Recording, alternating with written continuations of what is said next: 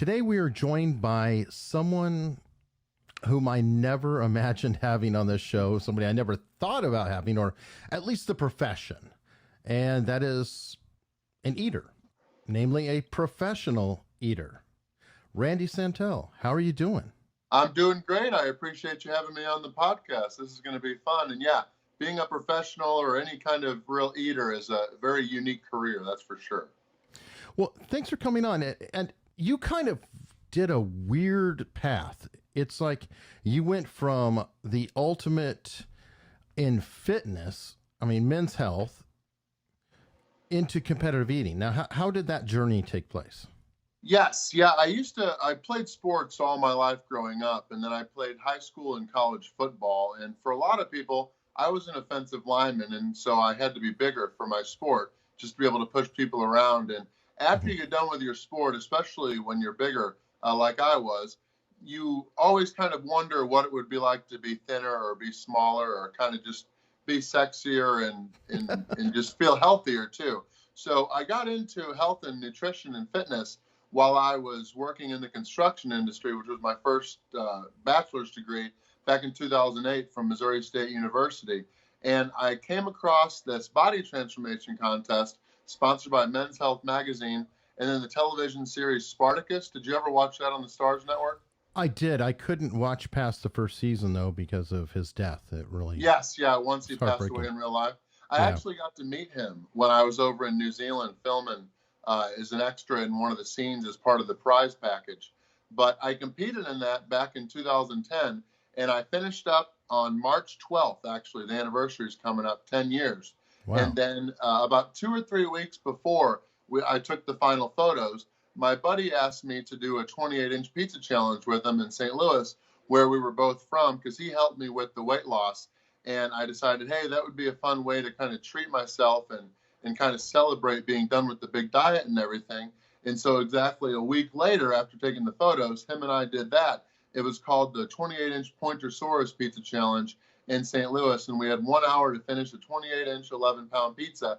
And we did that. I think our final time was around 48 minutes. But we got a check for $500 and then the pizza for free. And everything just kind of spawned from there. A month later, I tried a 18-inch, almost deep dish pizza in Jefferson City, Missouri, which was like an hour and a half away. Mm-hmm. And I won that. I was the first person out of over 120 people to win, and I got a check for $450 for that. So that's kind of where all of the food challenges got started. And I really enjoyed it because now that I was done with sports, just focused on my construction career at the time, mm-hmm. I didn't really have any motivation to keep on working out now that I was done. And I knew that I would gain a whole bunch of weight by doing the food challenges if I didn't keep working out. So it was kind of all just went hand in hand. I would work out a ton during the week and then do food challenges on the weekends.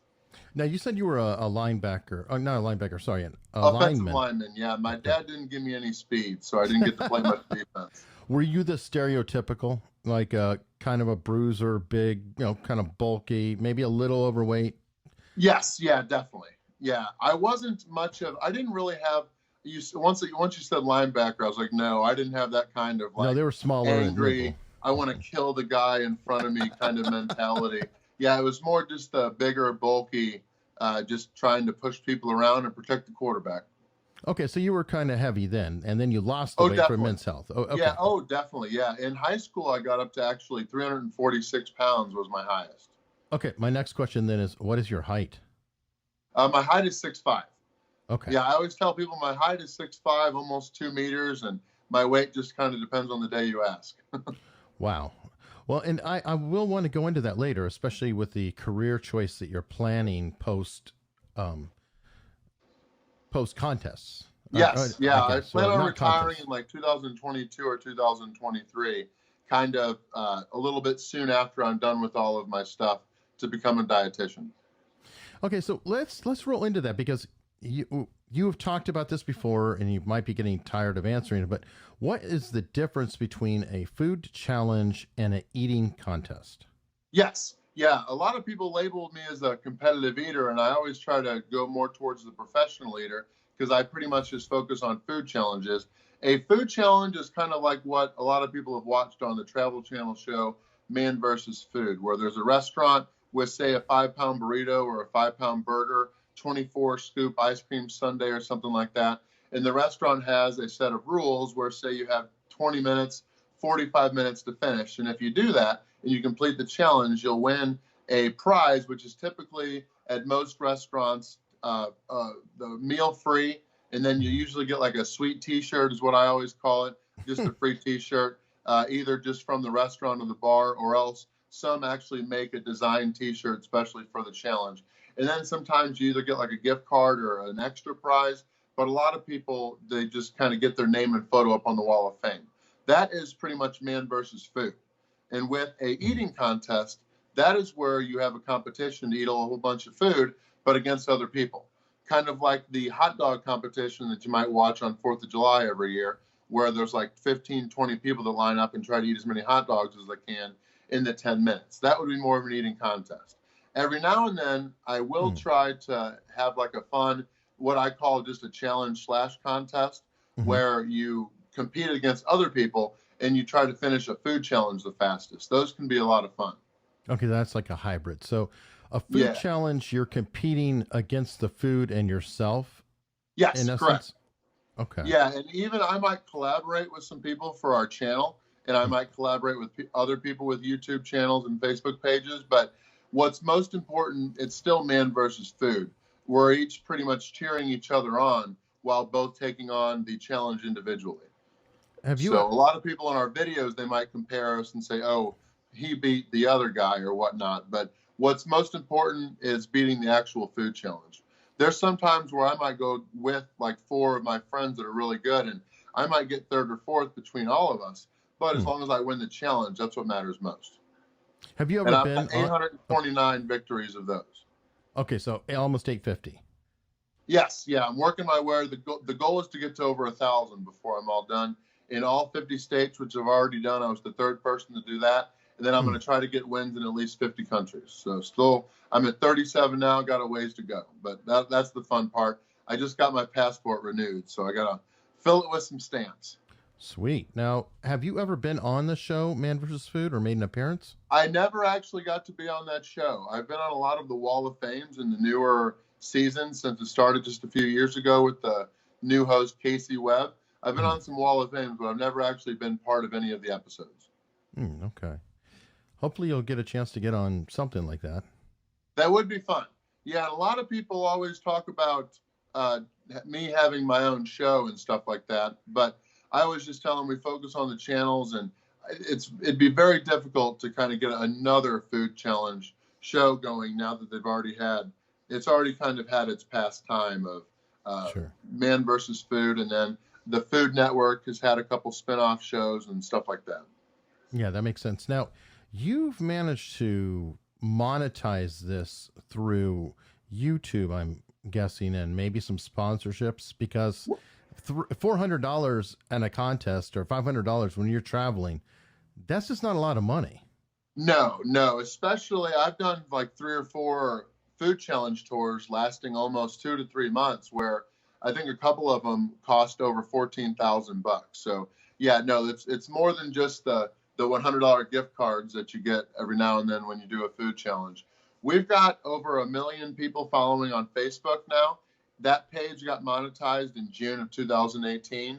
So life's been a lot better since then. But originally, from the start, we've monetized on YouTube. But really, we were doing it mostly for free. And really, I was doing all the construction stuff, which was my first degree, like I said, back in the day, using all that money that I made to fund all my trips and everything I was doing for the food challenges. So from 2010, when I started, pretty much into 2017, it was definitely not any kind of profitable thing where we were making any money.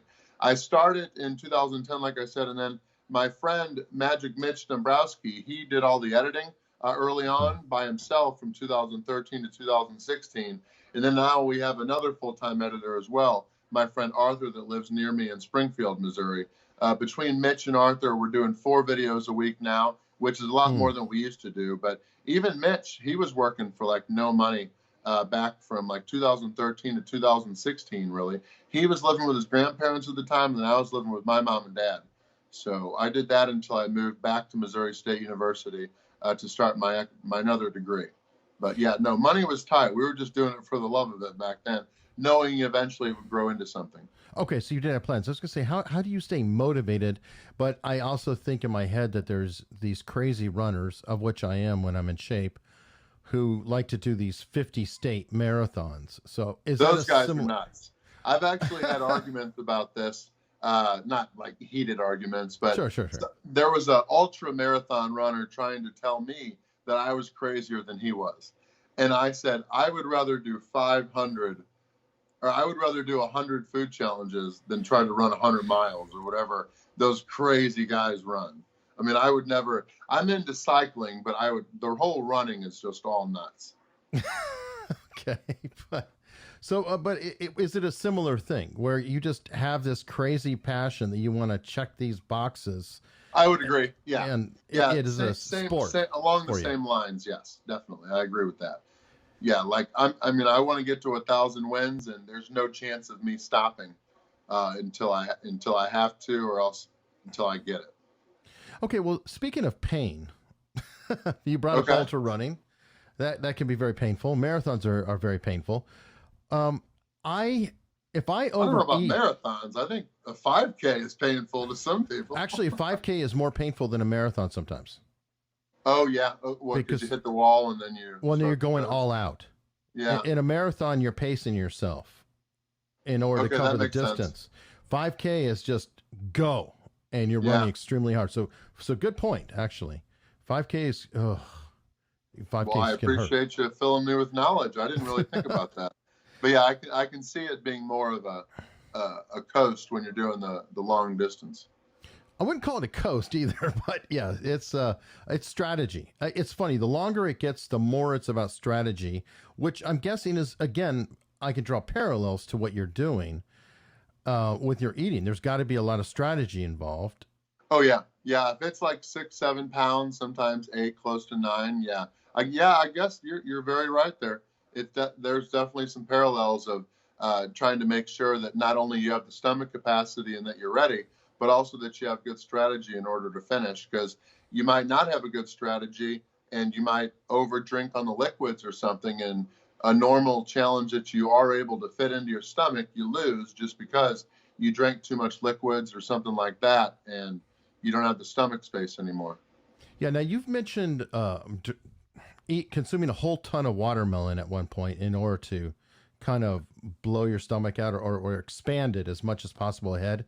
Is that deliberate so you get the least amount of nutrition at the same time, or sustenance so you're really starving by the time you go into the contest?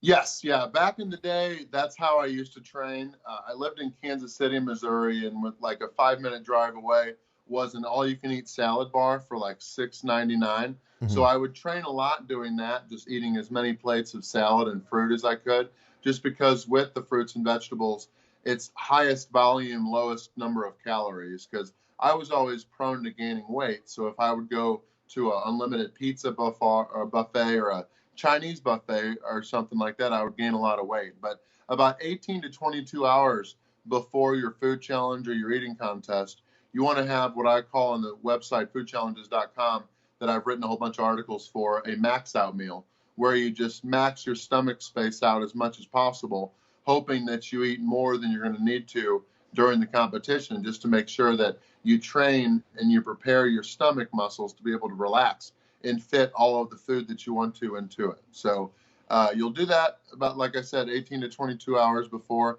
usually during the evening, because a lot of the food challenges you might do are like a late lunch or dinner or something like that. So yeah, you don't really want to you want to fast pretty much until the food challenge. So you might have some coffee in the morning, or if it's a really late one, dinner, or just if you like to eat, maybe have some yogurt or a protein shake or something, just for some sustenance and calories. But mostly other than that, just water, and then just make sure you're kind of empty, but still hydrated and feeling good for when the challenge comes.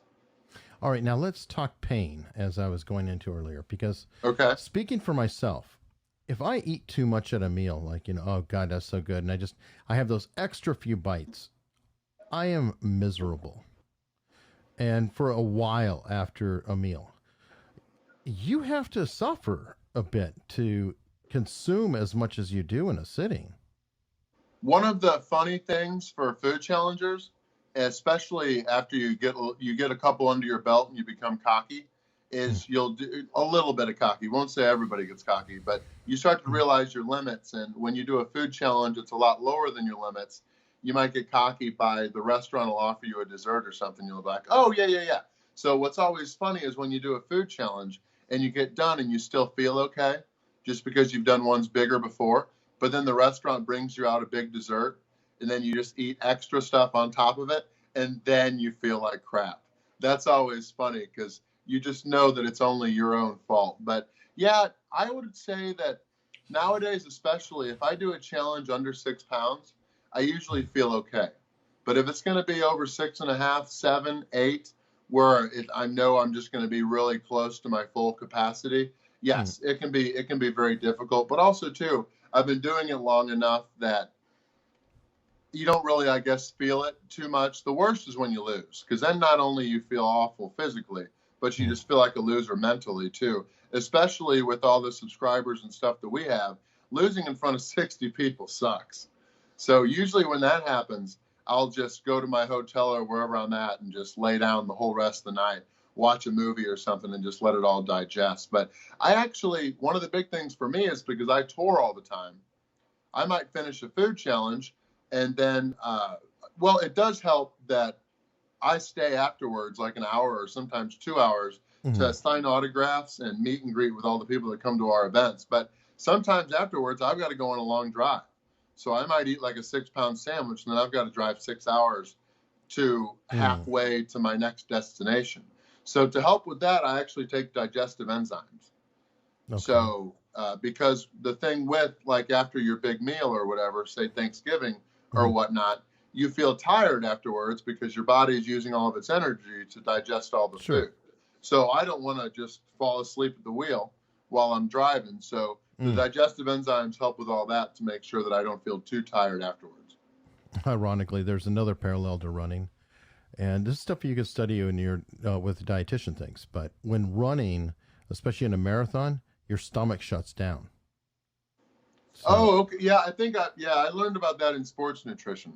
Because that's one of the things that you guys have to worry about, especially the long distance of you got to eat the right things or else your body's going to mess up or else it's going to come out the end you don't want it to. Well, yeah, both of those. And it's ironic. It's like we're on opposite sides of the same scale, I guess. But so how do you recover from it? Besides the enzyme, and I worry, without getting too graphic, is it a bathroom involved or no? No, not really. No, I try not to do that. There are some eaters, of course, that don't really want to go through all the exercise and stuff to manage their weight, so they do it other ways. But no, I try not to ever get sick or throw up on purpose or anything like that. It happens sometimes, of course. Sometimes food just doesn't sit right. Sure. But one of the things I do is, and a lot of people do this too, but once, let's say, even if you're full, eventually it's going to start digesting. So once you get to the point where you can start drinking some water, the water helps to really settle your stomach, get enough water to your system to keep it hydrated and running. But then, and then plus two, the liquid runs through you a lot faster. Plus two, another thing is a lot of the food challenges we do are just loaded with sodium. So you might there would be times where I could gain like 20 or 30 pounds in the matter of a couple of days, but then drink a ton of water for the next couple of days and be right back to where I was. So that's one of the things too, is that you might go a couple hours after a challenge, even though you're just full of liquids and everything else. But just because of the sodium retention, you really don't go to the bathroom much. So that can suck. I might wake up in the morning and my ankles will be swollen or my hands will be a little bit more swollen just because I know of all the sodium and water that I've been having. Wow. And not to dwell on the bad points, but you mentioned how it really sucks if you lose. And, drama is always interesting and good. Can you describe one time you lost and what and all happened?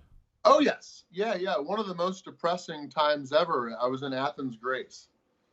And I don't know what it was, but the Greeks did not want me to win any food challenges while I was there. I was 1-2. I won the first one barely. It was a team challenge with my friend Mitch, but then the other two, I got my butt kicked. And on the third, it was in like central Athens in this really nice area. And I don't know, have you ever been to Greece? I have not. The people there are absolutely beautiful. I mean, there's just 8s and 9s walking around normally. The 10s and 11s and 12s on a scale of 1 to 10 come out on Fridays and Saturday nights. So it was crazy. But I specifically asked the restaurant to make sure that I was there while they made the burger, because I wanted to make sure everything was okay.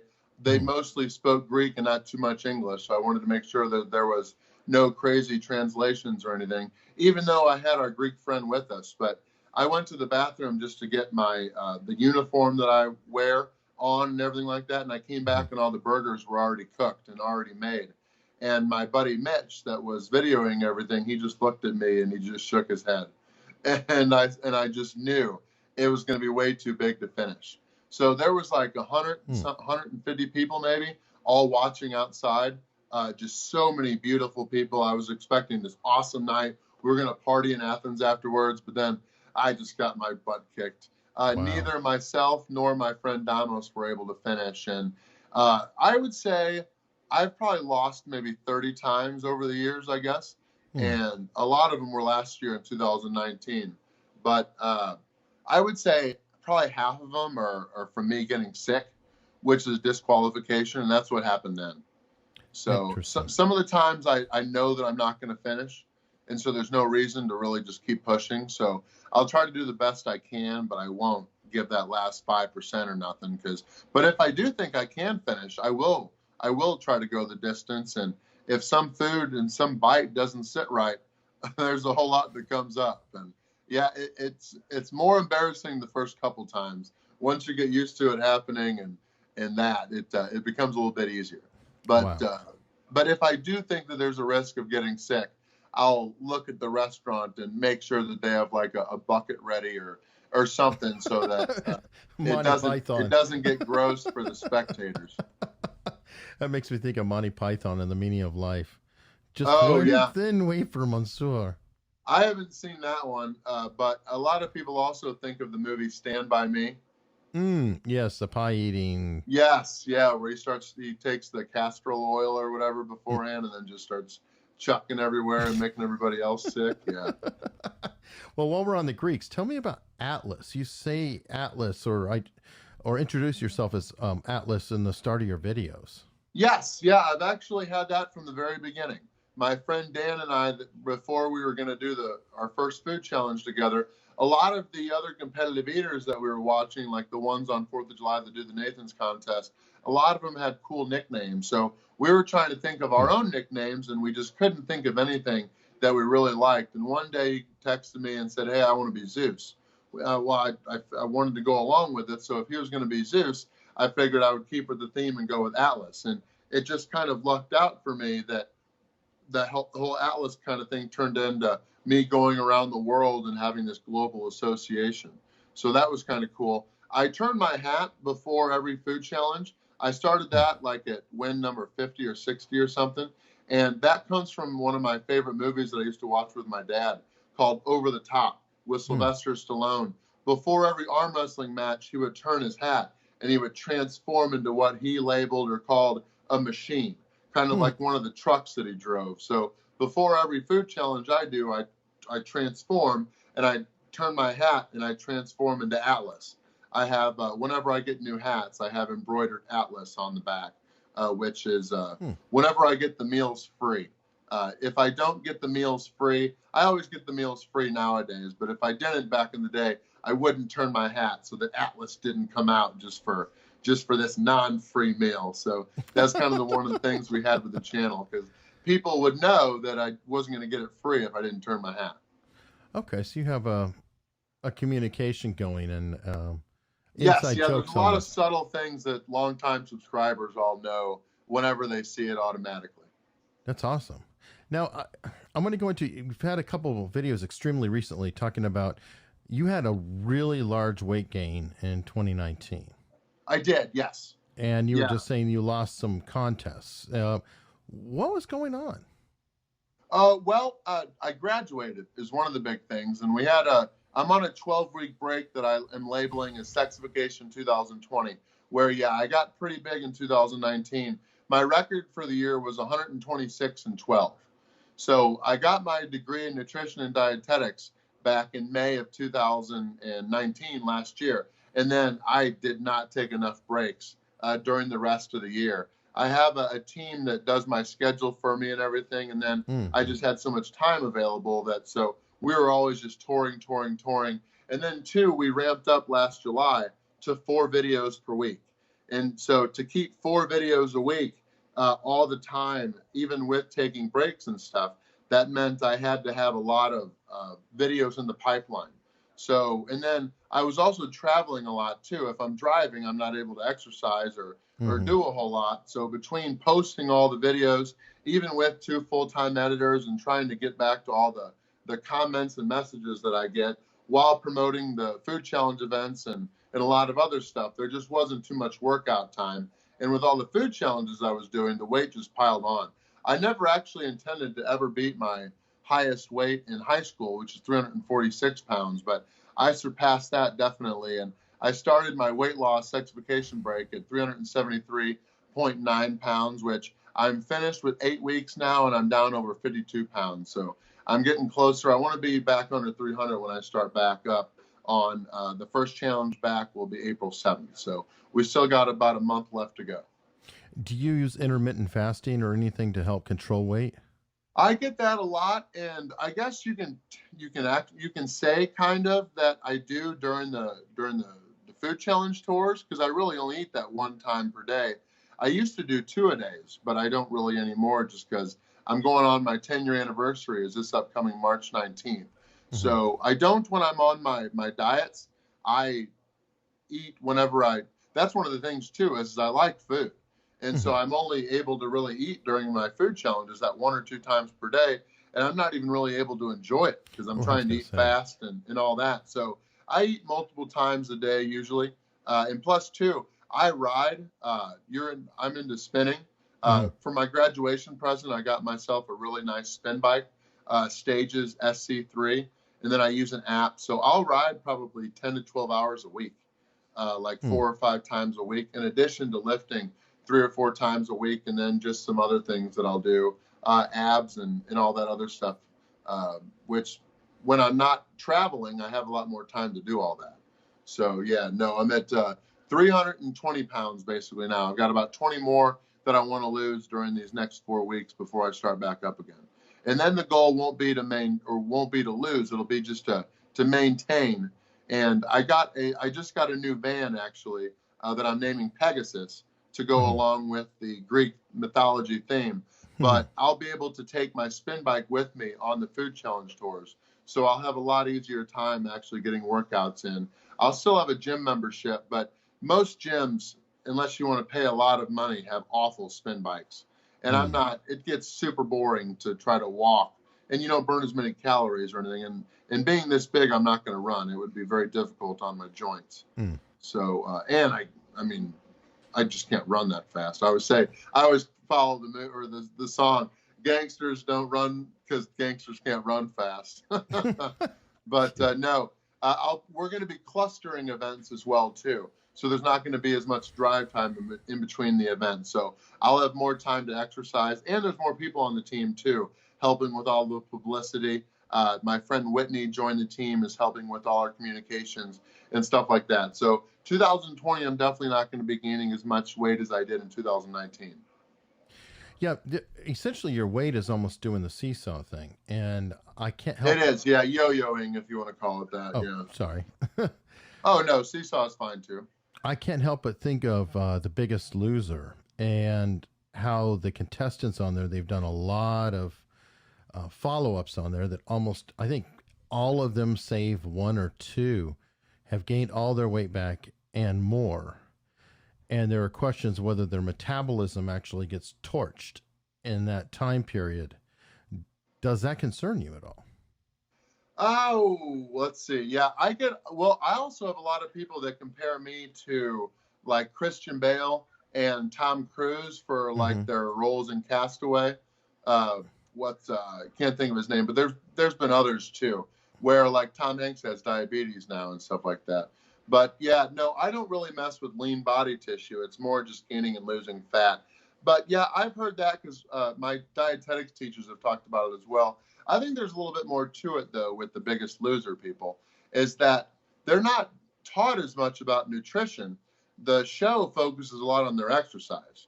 Mm-hmm. And you can exercise all you want, but if you don't have a solid fundamental background in nutrition, you're not going to be able to really sustain much. It's kind of like, do you have Netflix? Do you ever watch many Netflix documentaries or anything? Time to time. Did you watch the ones about juicing? I did not, no. A guy from Australia, he has the first one was like an infomercial for juicing almost, but I really liked the series because there were two of them. And in the first series, they had like 3 or 4 success stories about all these people that just switched to only juicing and they lost all this weight. Mm-hmm. But then in the second, they kind of followed up with those people and they never really learned too much about how to balance their nutrition normally. So once they got off that juicing diet, a lot of them gained all their weight back too. So it's just more also too, people get burnt out. I mean, if you're going for that one goal of becoming the Biggest Loser, Mm-hmm. nobody cares really what techniques you use to get there. Right. It's about achieving the goal. And so once you're done achieving that goal, you got to have more motivation to keep on going. And a lot of the times without that extra external motivation on there to win and not look like a jerk, or not a jerk, but a jackass on the show in front of everybody, you're on your own, and it's not going to be as easy to keep on working out and manage your diet. So I think that's definitely something that could potentially happen with the metabolism. But I think for a lot of the people like on The Biggest Loser, I think it's definitely a multifactorial issue. Do you ever burn out? No, I don't. I was getting close because I get the question a lot of do I ever get to a point where I hate traveling? And I've never gotten to a point where I've just hated travel. It's the food challenges. You get to a point eventually where, because I know what I could look like if I didn't do the food challenges, mm-hmm. and if I just focused on my health and ate right and all that and had some other career. Mm-hmm. But also at the same time, I know why I'm doing this and what it's all leading up to. So it's kind of easy for me. But the good thing is I know that the tours are finite and that they're going to end. So we usually schedule them so that by the time I'm about to be burnt out with all of them, that's when the break happens. And then I'm able to refresh during the break. Why are you doing it? Well, it's because since 2012, I've always kind of had this goal of using the food challenges and all my professional eating stuff to grow my social media as kind of the marketing plan to get everything ready for once my book and everything that I'm working on in nutrition education system is finally ready. That's going to publish. Now, my original goal wasn't to become a dietitian, but I did all the research and kind of decided that if I didn't become a dietitian, a nutrition certificate or something like that is kind of half-assed. In the reality of it. So in 2015, I committed to becoming a dietitian, but then I'll be a dietitian finally in like 2022 or 2023. I decided to take a break. I got my schooling done in May of last year, like I said, but I decided to take a break rather than we have to do a 1,200-hour internship in order to become the dietitian, and then we have to pass the credentialing test too. But I decided that it would be much more efficient to do all the food challenges I wanted to do before actually becoming a dietitian, because doing it as a dietitian, doing a whole bunch of food challenges and being a professional eater, that would not be that'd be frowned upon by a lot of people in the community. So what I'm doing is all these food challenges, growing my social media so that I'll have a couple million followers on both YouTube, Facebook, and Instagram, and some of the other social platforms that still have yet to develop for once the time comes that it's time to switch over, retire from all the things I'm doing as a professional leader, and then I'll use all my social media as a platform to better help people understand fundamental nutrition and weight management. Does the contradiction bother you at all right now? Are you doing anything to help you? Because I would worry about people getting the wrong message. There's a distinct contradiction between dietitian and food challenges in my mind. Oh, definitely. Yeah, no. And that's why when it's time to be a dietitian, I'll be the 250 pounds. And I won't be, as a practicing dietitian, I won't be doing the food challenges. I'll be mostly using that as all my past experience, in addition to the education that has helped me develop all the stuff that I'm talking about, which is not really going to be based on opinion. It's going to be more on, dietitians always call it evidence-based. So evidence-based, but also experience-based. So the food challenges is what will be used to help me relate to people. Because right now, there are 0 dietitians with any kind of presence on major social media platforms besides Instagram, which is just photos and stuff. There's no dietitians on video platforms. And so many people are switching over to video platforms and podcasts and stuff for a lot of their health information.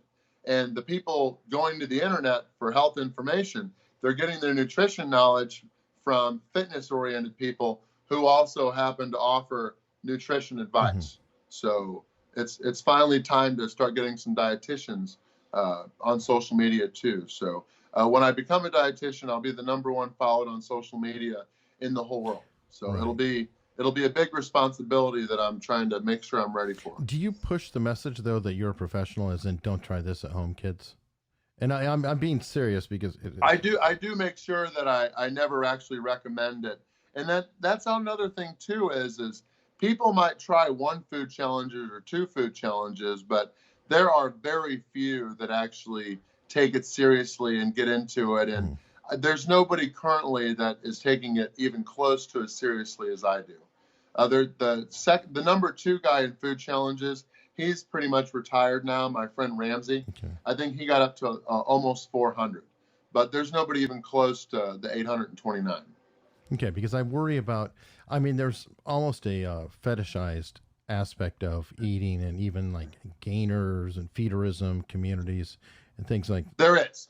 Yeah, back in the day, I used to have people wanting to, and actually too, there's some Randy photos from 2019 circling around Tumblr and stuff with, for people in that community that like to see bellies and stuff like that. My friend Magic Mitch, that goes on all the tours with me, he enjoys taking photos and posting them for other people's enjoyment. So some of his photos that he's posted has been taken and put on other places online.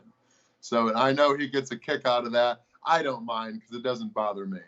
But a lot of people, and I'll get messages on my Instagram of telling me, hey, don't take a break. You are so sexy. Keep on eating. Try to gain another couple pounds. Just become a real power eater. And I'm like, whoa, buddy. I mean, I just say thanks for your support. I appreciate it. But I mean, I don't really get too into that because I've always known that once it comes time as a dietitian, I'll be weighing around 250. I was 225 pretty much when I did the 2 transformations that I've done, but getting down that low just isn't sustainable. Being around 240 to 250 will be a lot easier to maintain, and I'll be a lot happier. Okay, to wrap things up, what is a question that people should have asked you or should know, but nobody's ever asked you? I actually hardly have many people really ask about my why.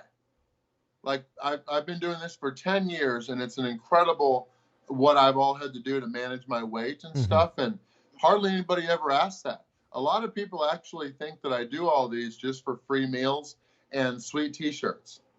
Like I get, I make a big deal about the sweet T-shirts in all my videos. Right. I've got 4 46-gallon plastic tubs at my mom and dad's house, filled with all the shirts I've won over the years.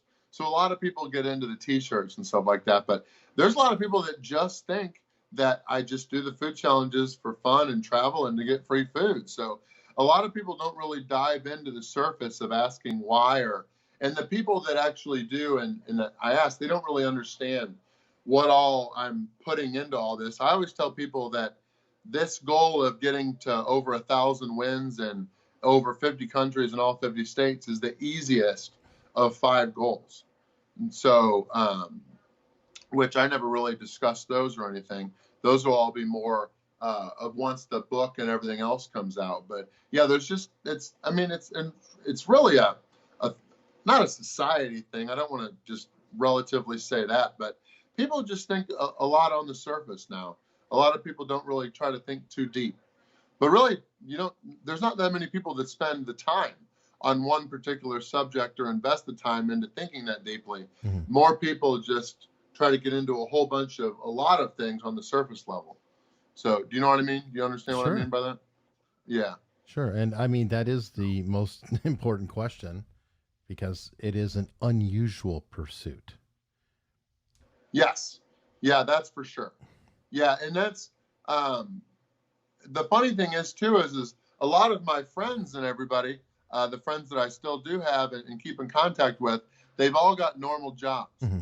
I don't really have anybody that's just kind of an oddball like I am, other than the food challengers that I follow and stay in contact with. But even then, I take it a lot more serious than a lot of those people. I guess so.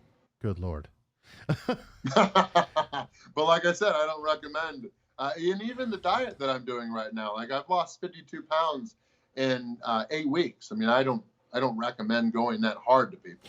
Right. So I always tell people that most people with families and responsibilities and stuff, I mean, I'm one of the few people, I'm 33 and a half, and I've got no debt, no responsibilities, no family, and I've been single since 2012. So I've got a lot of time. And especially since this is my job pretty much, to keep my health, and I'm not going to have much success with the nutrition education system if my health's in poor shape. So health is a big focus for me. Good. And I hope you are sharing that message. Oh, I do. Yes.